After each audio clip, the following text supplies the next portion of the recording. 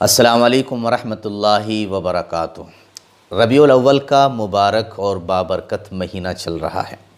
یہ وہ مہینہ ہے کہ جس کے اندر نبی پاک صلی اللہ تعالیٰ علیہ وسلم اس دنیا کے اندر تشریف لائے، یعنی آپ پیدا ہوئے، اور یہی وہ مہینہ ہے کہ جس کے اندر نبی پاک صلی اللہ علیہ وسلم نے اس دنیا سے پردہ فرمایا، یعنی آپ وفات پا گئے۔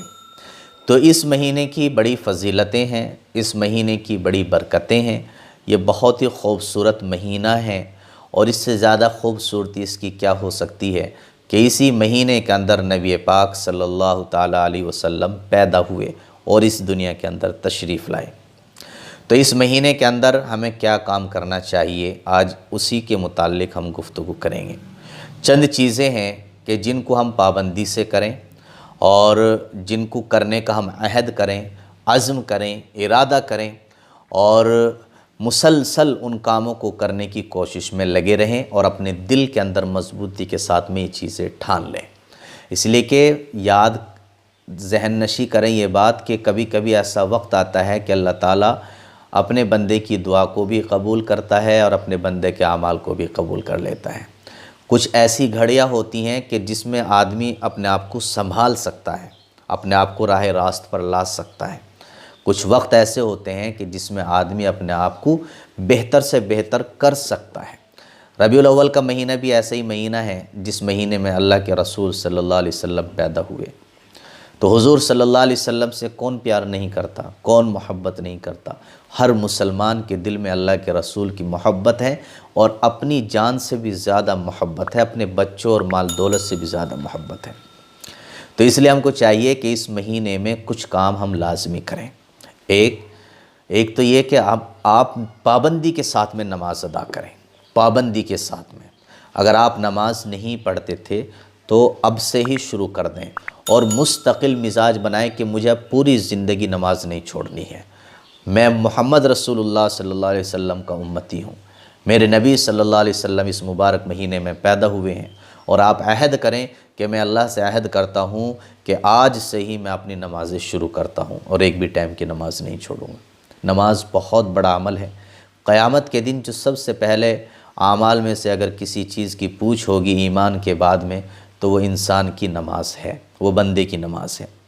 تو نماز ضرور پڑھیں۔ حدیث میں آتا ہے کہ نبی پاک صلی اللہ علیہ وسلم نے ارشاد فرمایا کہ ایک مومن اور ایک کافر کے درمیان جو فرق ہے وہ صرف نماز کا ہی فرق ہے، کہ مومن نماز پڑھتا ہے اور کافر نماز نہیں پڑھتا۔ ایک حدیث میں ہے کہ آپ علیہ السلام نے فرمایا کہ جو شخص جان بوجھ کر نماز چھوڑ دیتا ہے گویا کہ وہ کفر کرتا ہے۔ تو نماز کی بڑی فضیلت ہے۔ ایک تو آپ آج سے ہی عہد کریں کہ آپ 5 ٹائم کی نماز پڑھیں گے۔ دوسرا آپ کو جو یہ کام کرنا ہے وہ یہ ہے کہ نبی پاک صلی اللہ تعالیٰ علیہ وسلم پر درود بھیجیں۔ کثرت کے ساتھ میں آپ درود پڑھیں، خوب درود پڑھیں، چلتے پھرتے اٹھتے بیٹھتے جتنے بھی ہو سکے، ورنہ کم از کم روزانہ ایک تسبیح درود کی حضور صلی اللہ علیہ وسلم کی خدمت میں بطور نذرانے کے پیش کیا کریں۔ یہ بہت بڑا عمل ہے۔ یقین جان لے جو اللہ کے رسول پر درود بھیجتا ہے، اللہ کے رسول کی رحمت اور محبت اس کو سب سے زیادہ حاصل ہوتی ہے۔ جو اللہ کے رسول پر درود بھیجتا ہے اکثر و بیشتر اس کو اللہ کے رسول کا دیدار خواب میں نصیب ہوتا ہے۔ جو اللہ کے رسول کو درود بھیجتا ہے تو اللہ کے رسول کی محبت اور الفت اس کے دل کے اندر پیدا ہونی شروع ہو جاتی ہے۔ تو زیادہ سے زیادہ جو اہتمام کرے، خاص طور سے اس ربیع الاول کے مہینے میں، کہ نبی پاک صلی اللہ تعالیٰ علیہ وسلم پر درود و سلام پیش کیا جائے۔ ان اللہ و ملائکتہ یصلون علی النبی، کہ اللہ اور اس کے فرشتے بھی اللہ کے رسول صلی اللہ علیہ وسلم کو درود و سلام پیش کرتے ہیں۔ تو مسلمانوں کو بھی چاہیے کہ درود و سلام پیش کریں۔ تو دوسرا کام جو آپ کو ربیع الاول کے مہینے میں کرنا ہے وہ یہی ہے کہ درود و سلام پیش کریں۔ تیسرا کام جو آپ کو کرنا ہے وہ یہ کہ آج سے ہی آپ عزم و ارادہ کر لیں اور پختہ ارادہ کر لیں کہ پوری زندگی آپ کبھی بھی جھوٹ نہیں بولیں گے۔ چاہے کچھ بھی ہو جائے، آپ کی گردن کٹ جائے، آپ کی جان چلی جائے، کچھ بھی ہو جائے، لیکن آپ ارادہ کر لیں کہ آپ کبھی بھی جھوٹ نہیں بولیں گے۔ اس لیے کہ جھوٹ ایسا گناہ ہے جو انسان کو ہلاک کر دیتا ہے۔ جھوٹ بولنے والا ہمیشہ ہلاک ہوتا ہے۔ ہو سکتا ہے کہ وقتی طور پر آدمی جھوٹ بول کر اپنی جان بچا لے، لیکن انجام کے حساب سے وہ ایک نہ ایک دن ہلاک ضرور ہوتا ہے۔ سچ بولنے والا ہمیشہ کامیاب ہوتا ہے۔ ہو سکتا ہے کہ سچ بولنے سے وقتی طور پر آپ پھنس جائیں، سچ بولنے کی وجہ سے آپ کے اوپر زیادتی ہو جائے، لیکن انجام کے حساب سے جیت آپ ہی کی ہوگی۔ تو جھوٹ بولنے والا ہمیشہ ہار جاتا ہے اور سچ بولنے والا ہمیشہ جیت جاتا ہے۔ تو اس لیے آج سے ہی اس بابرکت اور اس مبارک مہینے میں آپ اللہ سے عہد کریں، اللہ سے وعدہ کریں کہ انشاءاللہ العزیز میں اپنی پوری زندگی جھوٹ نہیں بولوں گا۔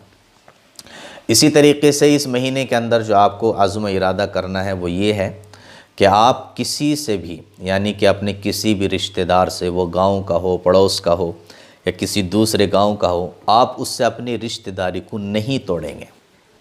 اس لیے کہ حدیث شریف میں آیا ہے کہ نبی پاک صلی اللہ علیہ وسلم نے فرمایا کہ جو قطع رحمی کرتا ہے، یعنی کہ جو رشتہ داری کو توڑتا ہے، رشتوں کو ختم کرتا ہے، وہ جنت میں نہیں جائے گا۔ رشتہ داری کو جوڑنے کا حکم قرآن کریم نے دیا ہے، رشتہ داری کو جوڑنے کا حکم نبی پاک صلی اللہ علیہ وسلم نے دیا ہے۔ صلہ رحمی کس کو کہتے ہیں؟ اسی کو کہتے ہیں رشتہ داری کو جوڑو، توڑو نہیں۔ تو آج سے ہی یہ ارادہ کر لیں آپ کہ کبھی بھی پوری زندگی اپنے رشتہ داروں میں سے کسی سے بھی میں اپنی رشتہ داری کو نہیں توڑوں گا، اور اگر کسی سے ٹوٹی ہوئی ہے، کسی سے انبن ہے، تو معافی تلافی کریں اور اپنی رشتہ داری کو جوڑنے کی کوشش کریں۔ اور جوڑنے کا بہت آسان طریقہ، بہت ہی آسان طریقہ کہ آپ جیسے ان کے پاس سے گزریں تو آپ صرف ان کو سلام کر دیں، السلام علیکم ورحمۃ اللہ وبرکاتہ، اسی سے آپ کی رشتہ داری جڑ جائے گی۔ تو یہ اسلام نے ہمیں کتنا بہترین طریقہ سکھایا ہے کہ آپ اگر کسی سے اپنی رشتہ داری توڑ چکے ہیں، اپنا رشتہ کسی سے توڑ چکے ہیں، اپنا تعلق کسی سے ختم کر چکے ہیں، تو اس کو جوڑنے کا بہت آسان طریقہ، اور ہر کوئی کر سکتا ہے، ہر کوئی کر سکتا ہے۔ اور اس جوڑنے کا جو طریقہ ہے، اس طریقے سے آپ کو سامنے سے جو رسپانس ملے گا نا، انشاءاللہ وہ بھی پوزیٹیو ملے گا۔ اس لیے کہ جب آپ سلام کریں گے اور جس سے آپ کی رشتہ داری اور آپ کا تعلق ٹوٹا ہوا ہے، آپ اس سے کہیں گے السلام علیکم ورحمۃ اللہ، تو ظاہر سی بات ہے اس کے جواب میں وہ وعلیکم السلام کہے گا یا خاموش رہے گا، لیکن آپ کے ساتھ میں کوئی زیادتی نہیں کرے گا۔ اگر آپ ویسے ہی اس سے بولتے ہیں تو وہ پھر آپ کو بہت لمبی سنائے گا کہ آج کیسے بول لیا ہے، اتنے دن ہو گئے تجھے بولا نہیں ہے، تو نے مجھ پر یہ زیادتیاں کی ہیں، تو نے میرے ساتھ میں ظلم کیا، تو نے گالم گلوچ کیا، 70 باتیں آپ کو سنائے گا۔ لیکن اگر آپ اس کو سلام کر دیتے ہیں تو ساری باتیں یہیں ڈھیر ہو جائیں گی۔ اسلام نے کتنا بہترین سبق ہمیں دیا کہ سلام کو عام کرو، اسی لیے تو کہ اس سے رشتہ داریاں جڑتی ہیں اور بہت آسانی کے ساتھ میں جڑ جاتی ہیں۔ تو ایک تو ربیع الاول کے مہینے میں آپ یہ عزم و ارادہ کریں کہ آپ کبھی بھی اپنے رشتہ داروں سے کھٹ پٹ نہیں کریں گے اور رشتہ داری کو جوڑ کر رکھیں گے، اور اگر کسی سے ٹوٹی ہوئی ہے تو آپ اس کو بھی جوڑیں گے۔ اسی کے ساتھ ساتھ میں جو آپ کو ربیع الاول کے مہینے میں کام کرنا ہے وہ یہ ہے کہ اگر آپ قرآن کریم کی تلاوت کر سکتے ہیں، قرآن کریم پڑھے ہوئے ہیں، تو آپ کثرت کے ساتھ میں قرآن کریم پڑھیں۔ جب بھی آپ کو وقت ملے تو آپ قرآن کریم کی تلاوت کریں، اور اس کا ثواب جو ہے نبی پاک صلی اللہ علیہ وسلم، انبیاء کرام اور اسی طریقے سے صحابہ کرام، اولیاء کرام اور اپنے رشتہ داروں کو پہنچائیں۔ دیکھیے یہ جو ثواب آپ پہنچائیں گے ان کو تو پہنچے گا، لیکن آپ کو بھی ملے گا، آپ کے ثواب میں کوئی کمی نہیں ہوگی اور ان کو بھی اس کا ثواب پہنچ جائے گا۔ تو زیادہ سے زیادہ قرآن کریم کی تلاوت کریں اور پوری زندگی پڑھنے کا معمول بنائیں اور عزم و ارادہ کریں۔ اور اس کے علاوہ بہت سارے کام ہیں جو آپ کو کرنے چاہیے، یہ تو میں نے کچھ بتلائی ہیں، یعنی کہ ہر وہ چیز جو اسلام چاہتا ہے آپ اس کو کرنے کا ارادہ رکھیں، اور ہر وہ کام جس کو اسلام منع کرتا ہے آپ ان کاموں سے بچیں۔